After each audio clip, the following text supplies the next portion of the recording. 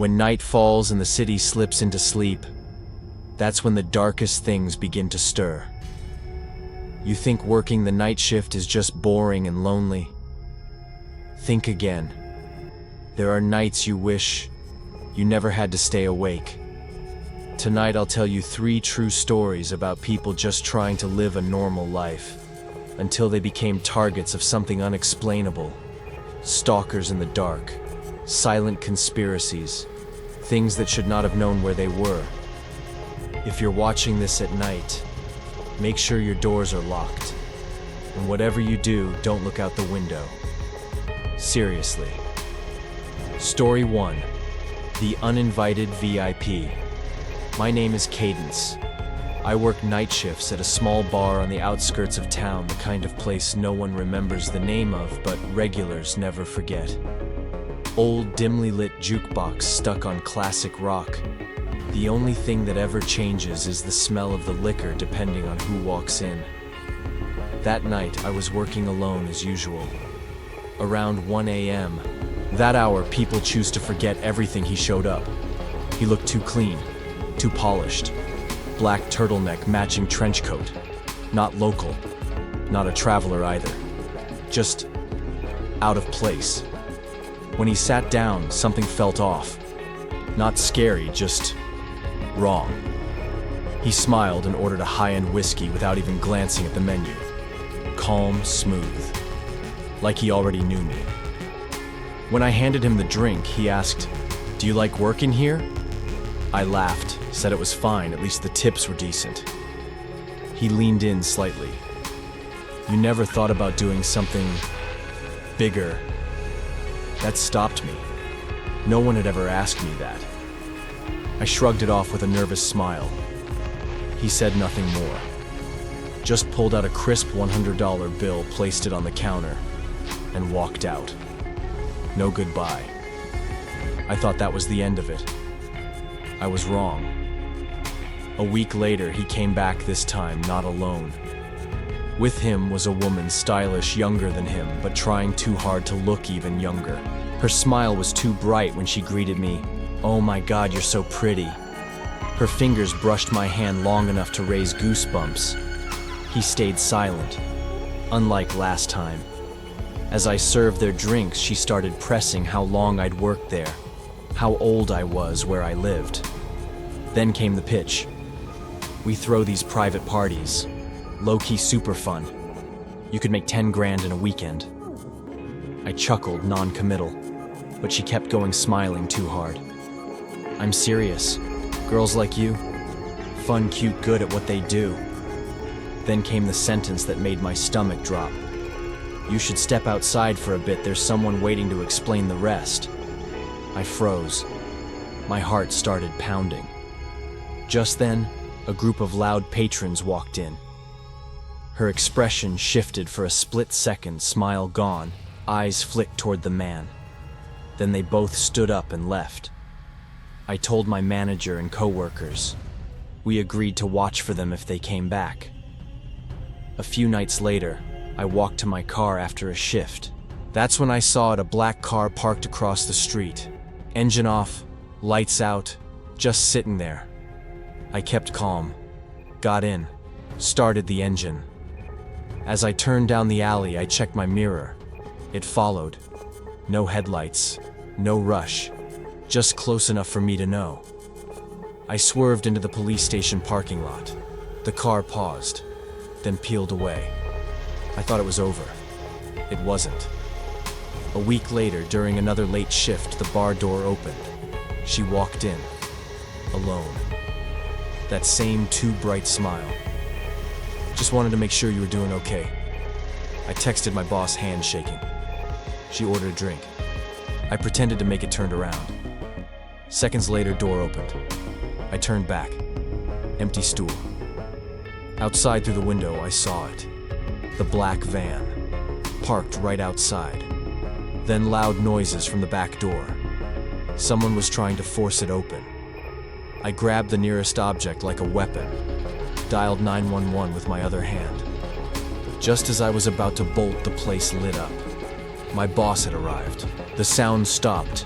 The van sped off, Security footage showed what we didn't see. 2 masked figures waiting outside before she came in. A third man trying the back door. Planned, coordinated. I never worked a solo shift again. But what keeps me up isn't the almost attack. It's the question, how did they know I'd be there? Alone. Story 2. The Man in the Dark. I used to work the night shift at a gas station way out in the middle of nowhere, miles from the nearest town.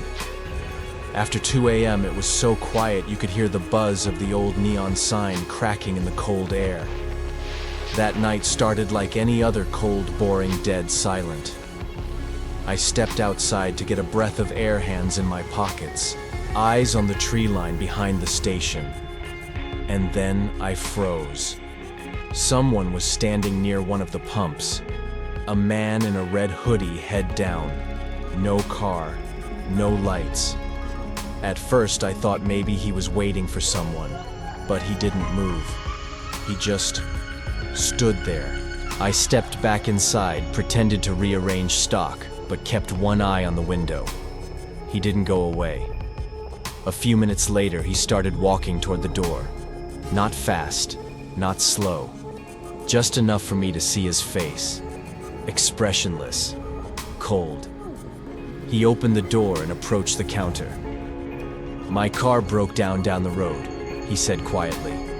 "Need help checking under the hood." His tone felt off, like it had been rehearsed. I offered to call roadside assistance. He refused instantly. "Just need a flashlight."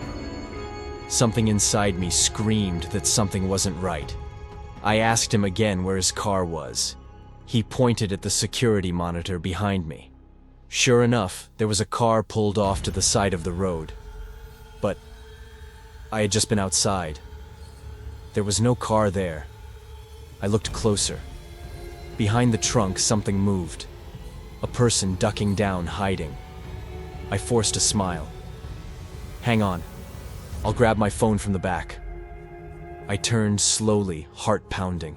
Felt under the counter for the panic button, pressed it. Sirens screamed through the station speakers. I waited for him to run to yell, but he didn't. He just smiled. Wide. Calm. Like he was enjoying the fear. Then he turned and walked out. I rushed to the monitor. Both him and the person behind the car ran into the woods, not toward the car. Cops arrived soon after. They found the car. Empty. But the passenger door was wide open, like someone else had been waiting inside. Cameras didn't catch their faces. The license plate had been scratched off. Turns out the car was stolen. No one ever claimed it. No one was reported missing. I got away that night. But what haunts me is this. If I had stepped outside with him, where would I have gone? Story 3. The Friend I Didn't Know. I worked the night shift at Walmart. Usually I like the peace and quiet, especially in the electronics section. No one's looking for Bluetooth earbuds at 2 a.m. But that night something felt wrong. There was a man just lurking. First by the portable chargers, then the clearance rack. Always close enough to see, but never approaching. I reached for my walkie. It was dead. Batteries gone. I decided to find my manager. That's when a hand grabbed mine tight. A woman, smiling like she knew me. "Oh my God, I've been looking for you everywhere." I froze. I'd never seen her before. But she leaned in, whispering, "He's recording you. Come with me." I turned. Sure enough, the guy was filming me. Phone pointed right at me. No more questions. I let her pull me away. She chatted casually, playing along. But then I noticed she wasn't leading me toward people. She was leading me away. Past the aisles, past self-checkout, toward the emergency exit. I stopped. "I'm fine now. Let's go back." She smiled, forced this time. "Just a little further."